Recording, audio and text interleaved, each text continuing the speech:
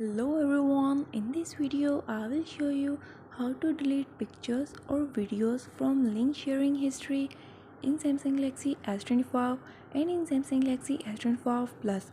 Before starting this video, please subscribe for more videos and watch complete video.